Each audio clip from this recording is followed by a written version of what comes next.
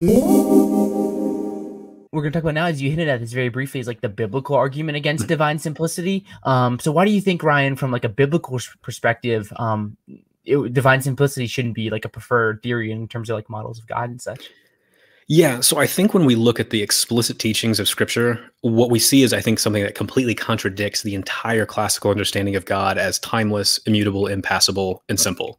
And so here's an example. So the Bible like consistently and persistently describes God as temporal, mutable, passible, and as having accidental properties. And so it describes God as having potential and a multitude of actions. And it describes God as standing in real covenantal relations of like give and take or call and response. And it describes God as acquiring new obligations as he enters into those covenantal relationships, because he's making promises that he did not previously make and did not have to make. And so the Bible consistently describes God as literally being moved by creatures to feel happiness, sadness, or anger.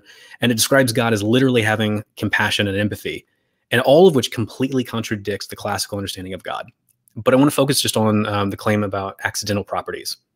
So earlier I mentioned John Duns Scotus, and so Scotus says accidental properties are repugnant to the simple God. But I think things are very different when you reflect on the way Scripture talks about God.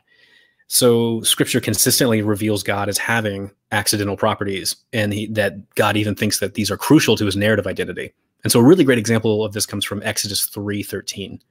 And so this is the burning bush story, where Moses is talking to God through the burning bush. And so when Moses is doing that, Moses says to God, he's like, "Who shall I say sent me?" And God tells him, "Say that I am sent me. I am who I am." But most biblical scholars like Walter Brueggemann or Terence Fretheim, they'll say that this is like better translated as "I will be who I will be." And so this is a tensed and a temporal description of God. And so as Henry Blosher points out, this is a God with a future.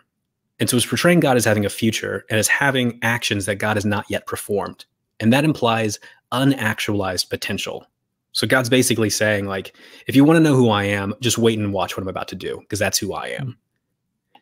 But notice what God says immediately after in verses 15 and 16.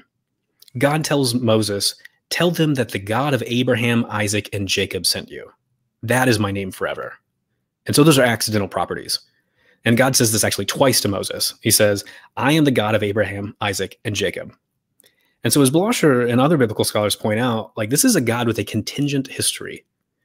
And so what we have here in Exodus 3 is God not only describing himself in temporal terms, but we also have God describing himself in terms of accidental contingent properties. So God takes these accidental properties to be so important that he declares twice that this is his name forever. And so divine simplicity says that this is repugnant, but Exodus seems to be saying, no, this is absolutely glorious. And so I think we've got a direct contradiction here in the biblical text.